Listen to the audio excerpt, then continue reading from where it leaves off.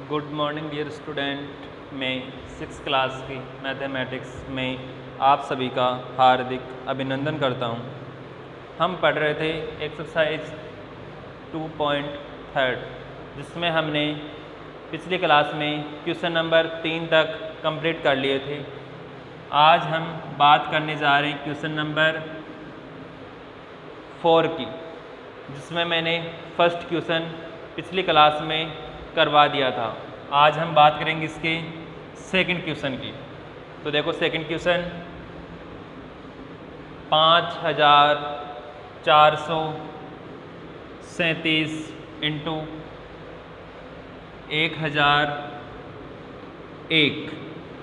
तो देखो हमें इसमें वितरण विधि लगानी है, तो 5437 इंटू 1001 को मैं लिख सकता हूँ 1000 प्लस 1।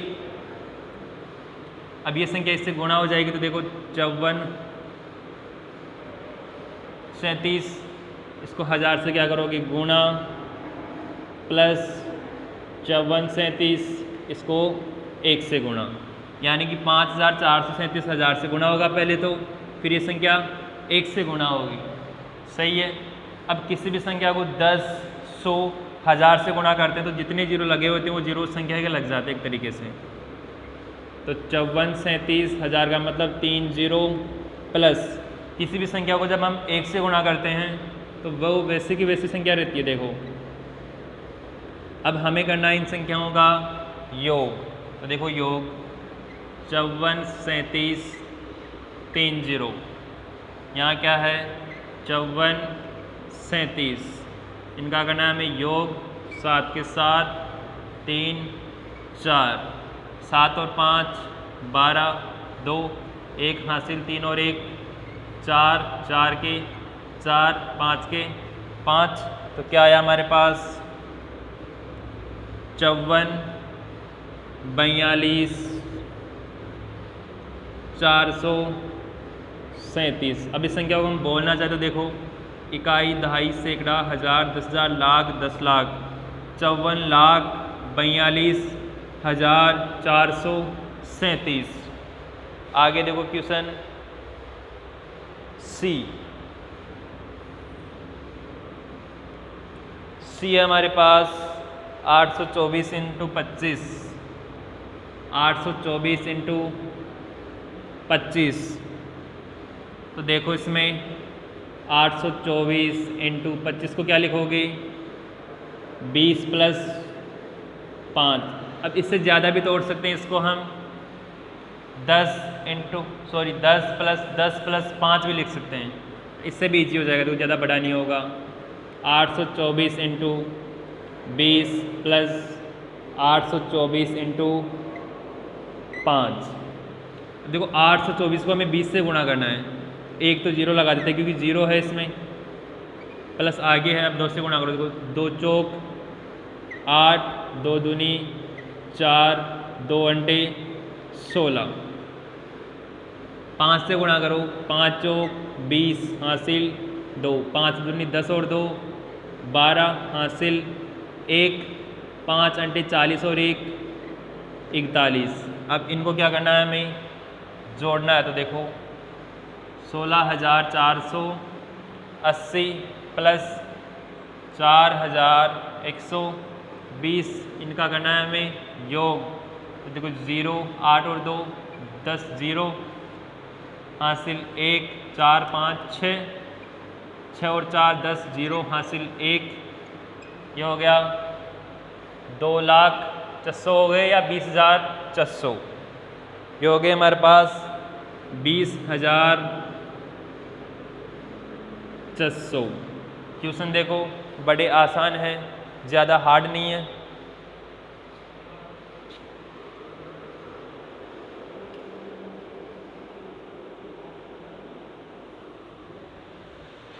अगर समझने की कोशिश करोगे तो आराम से समझ में भी आ जाएगा। आगे देखते हैं इसके।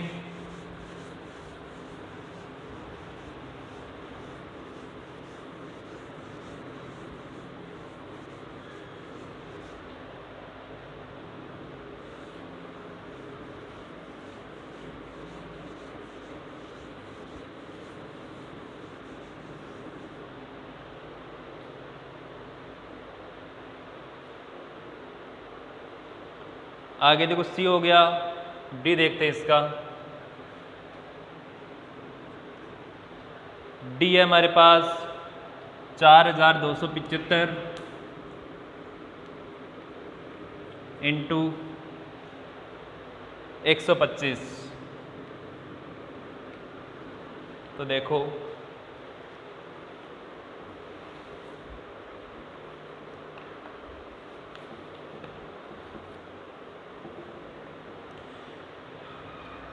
एक 125 को क्या लिख सकते हैं हम,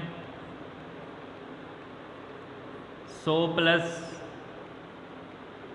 25। अब 4275 को गुणा करेंगे इससे, पहले 100 से गुणा करेंगे प्लस 4275 इंटू 25।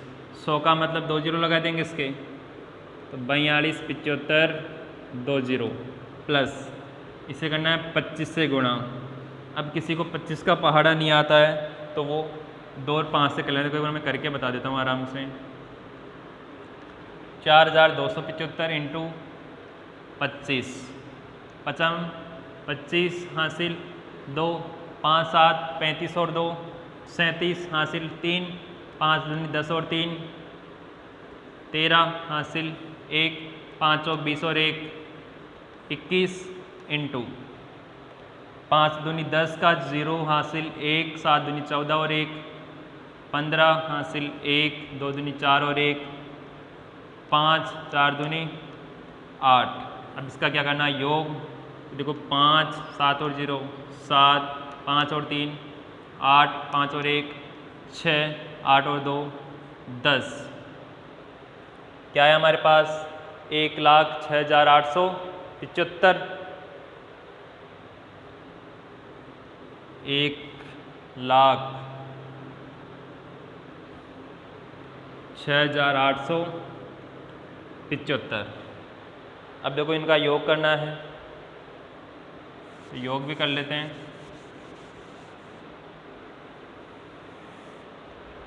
2 4 6 2 4 6, देखो ऊपर वाले में नीचे वाले में संख्या सेम है तो इनका योग यहीं पे लिख के कर देता हूँ मैं, एक बार समझ में भी आ जाएगा।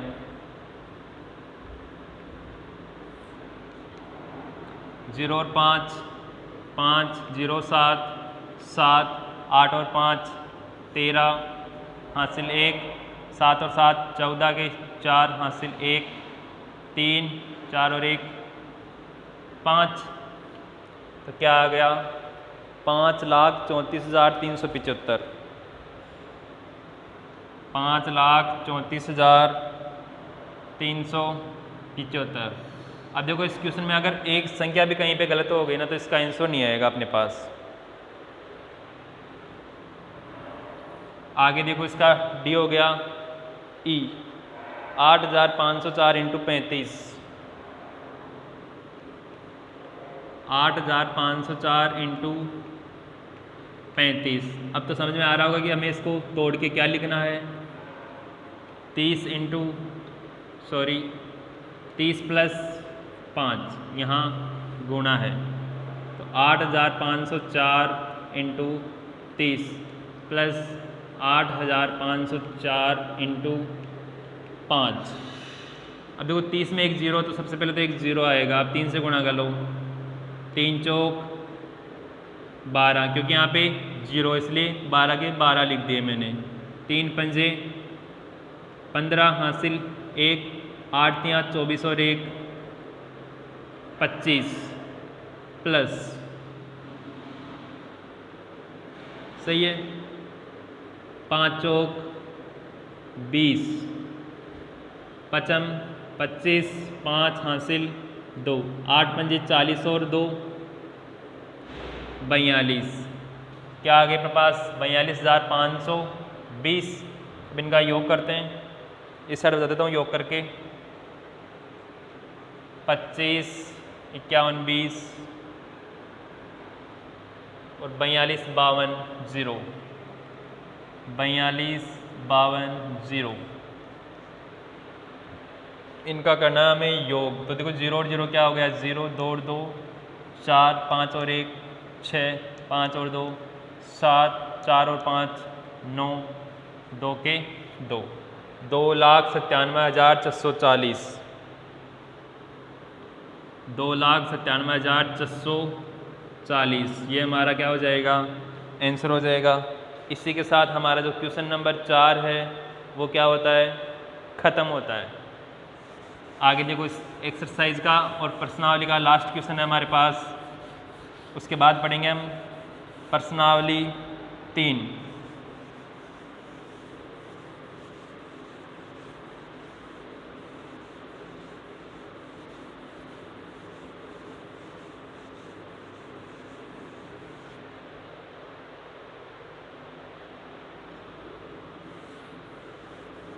देखो अगर कोई प्रश्नावली मिस भी हो जाए तो चिंता मत करना, मैं इसको नेक्स्ट क्लास में करवा दूंगा। कभी कभी क्या है ऐसे भूल जाते हैं कि पिछली क्लास में कौन सी एक्सरसाइज करवाई थी, पर जो भी करवा रहा हूँ तुम्हारी बुक से ही करवा रहा हूँ। देखो क्वेश्चन नंबर 5 है, हमें एक प्रतिरूप दिया गया है और उसमें आगे कुछ खालिस्तान है, उन्हें हमें फिल करना है। तो देखो 1 × 8 + 1 बराबर 9 दिया गया हमें। आगे है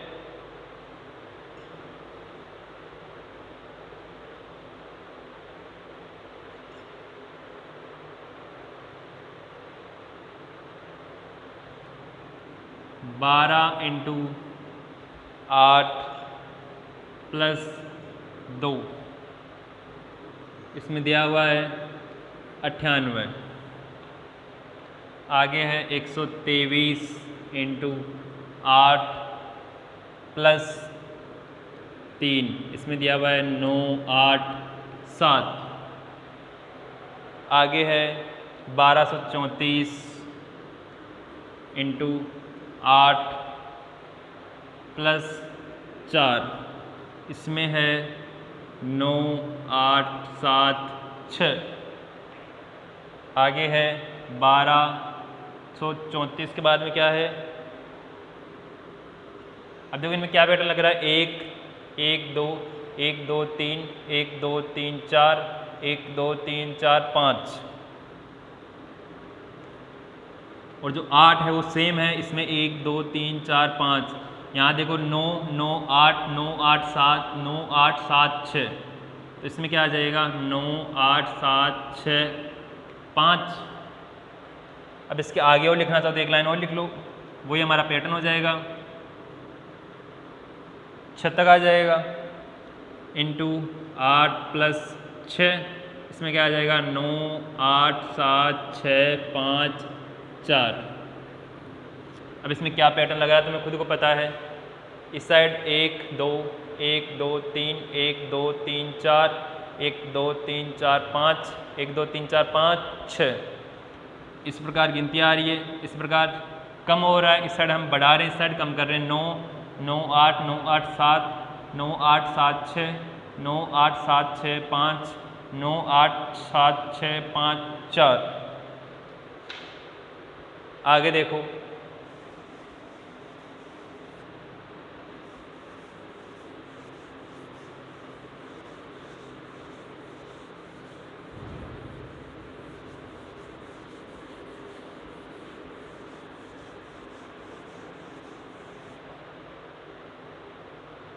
देखो बात करने जा रहे हैं हम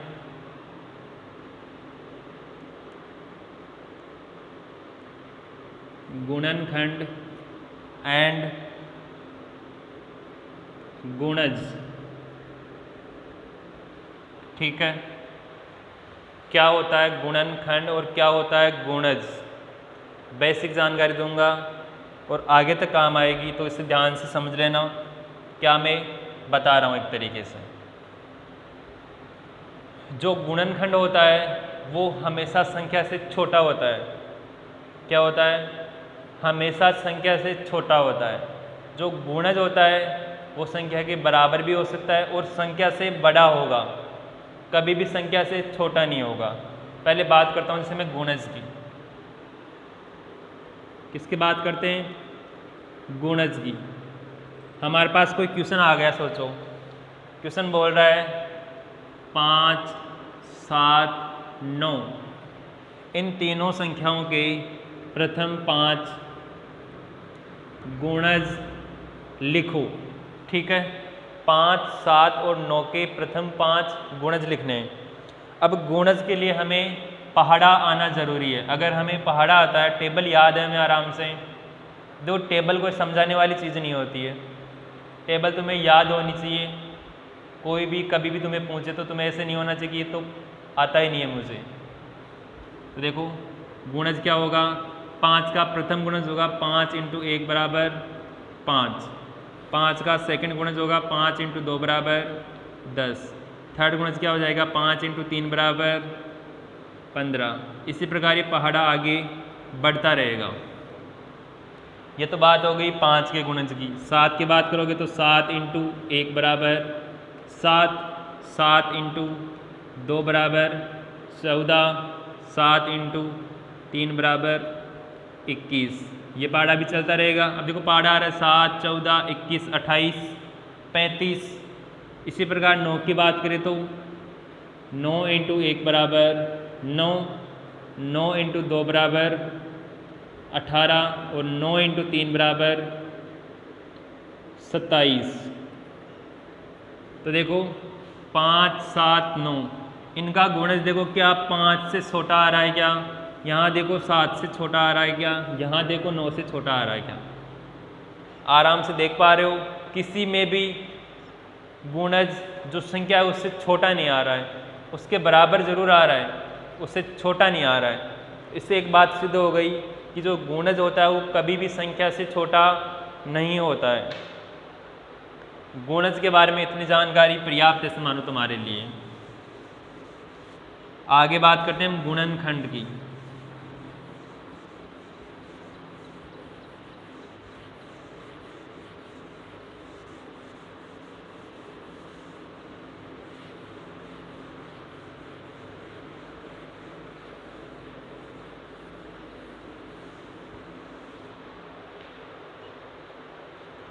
देखो गुणनखंड में एक तो होती है हमारे पास अभाज्य विधि होती है।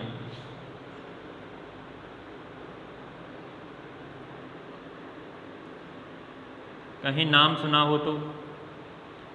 एक होती है हमारे पास भागफल विधि।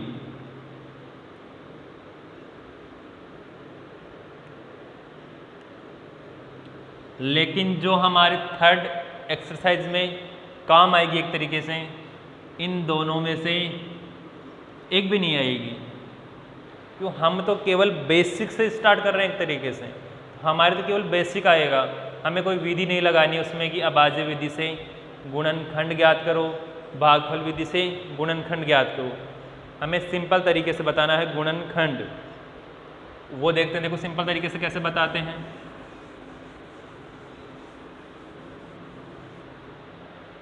अब जैसे अपने पास कुछ संख्या जैसे मानो 24 और क्वेश्चन है कि इसका गुणनखंड ज्ञात करो।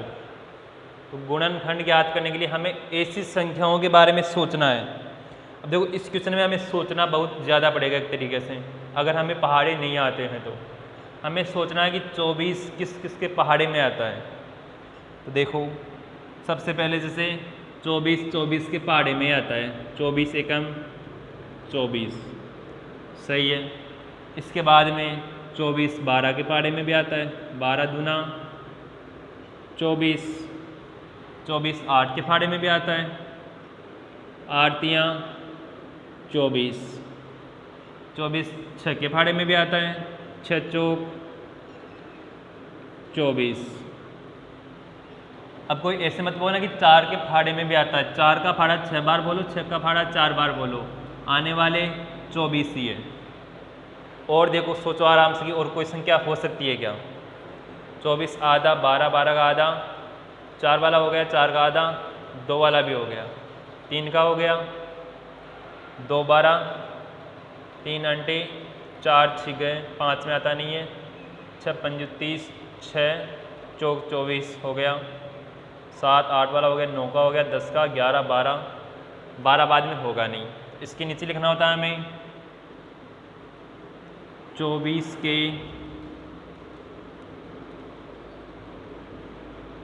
गुणनखंड। कोई भी संख्या रिपीट नहीं होनी चाहिए। देखो एक से लिख लेते हैं, जैसे 1 2 3 4, 1 2 3 4 5 नहीं है, 6 8 12 और 24। ये है हमारी बेसिक गुणनखंड ज्ञात करने का तरीका। ठीक है, समझ में आया होगा। अब बात करता हूँ मैं प्रश्नावली की। जो हमारे एक्सरसाइज में क्वेश्चन दिए हुए हैं उनकी बात करते हैं। देखो, बड़े आसान आसान क्वेश्चन हैं, थोड़ा थोड़ा दिमाग लगा के करोगे तो क्वेश्चन आराम से हो जाएंगे। पहला वो ये, निम्न क्वेश्चनों के गुणनखंड ज्ञात कीजिए, जिसका पहला मैंने करवा दिया इसे मानो, क्योंकि पहला अपने पास 24 का ही क्वेश्चन था। सेकंड है 15, मतलब ए तो मैंने करवा दिया 24 वाला। बी की बात करते हैं अपन, बी है 15 का। 15 सोचो, 15 देखो 15 के बारे में आता है 15 × 1 बराबर 15। एक आता है 3 × 5 बराबर 15। इसके अलावा कोई और संख्या नहीं है जिनको आपस में मल्टीप्लाई करने पे हमारे पास 15 आ जाए। तो क्या लिखोगे, 15 के गुणनखंड क्या हो जाएंगे, 1 3 5 और 15। आगे हमारे पास 21, सी 21 का गुणनखंड। 21 किस में आता है, देखो 21 × 1 बराबर 21, 3 × 7 बराबर 21। और किसी के पारे में नहीं आता होगा 21। 21 के गुणनखंड क्या हो जाएंगे, 21 के गुणनखंड अपने पास 1 3 7 और 21। अब ये ज़रूरी नहीं है कि इसे 1 3 7 21 ही लिखे, तुम 21 7 3 1 भी लिख सकते हो, ये अपनी अपनी इच्छा की बात है। क्रम से लिखने का फ़ायदा ये कि कोई संख्या छूटेगी नहीं, वरना कोई संख्या बीच में रह जाएगी, फिर एक गुणनखंड हमारे पास कम हो जाएगा। आगे देखो,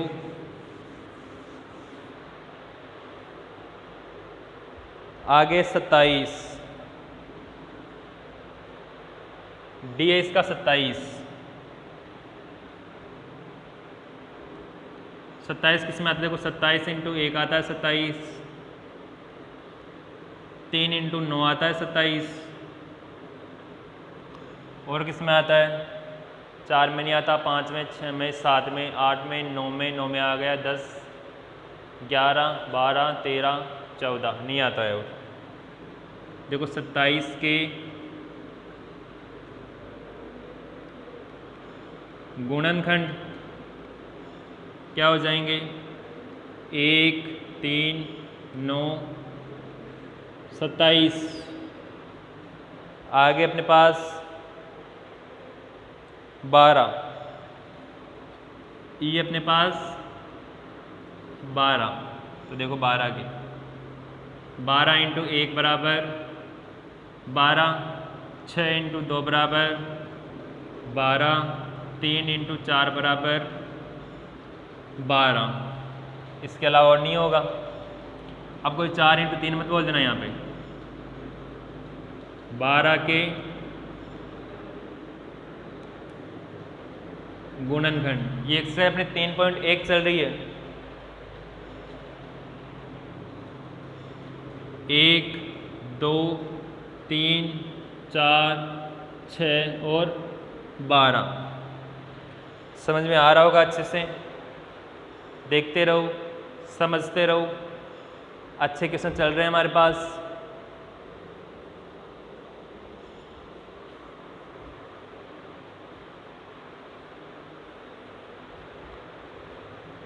इसी प्रकार रेगुलर क्लास अटेंड करते रहो, ताकि हम बहुत कुछ सीख लेंगे इन वीडियोज़ के माध्यम से।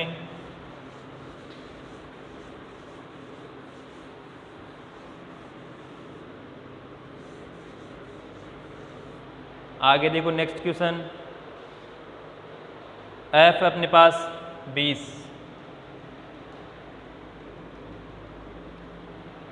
को क्या लिखोगे, 20 इंटू 1 बराबर 20, 10 इंटू 2 बराबर 20, 5 इंटू 4 बराबर 20। और किसके बारे में आता है 20, यही होंगे इसके। तो 20 के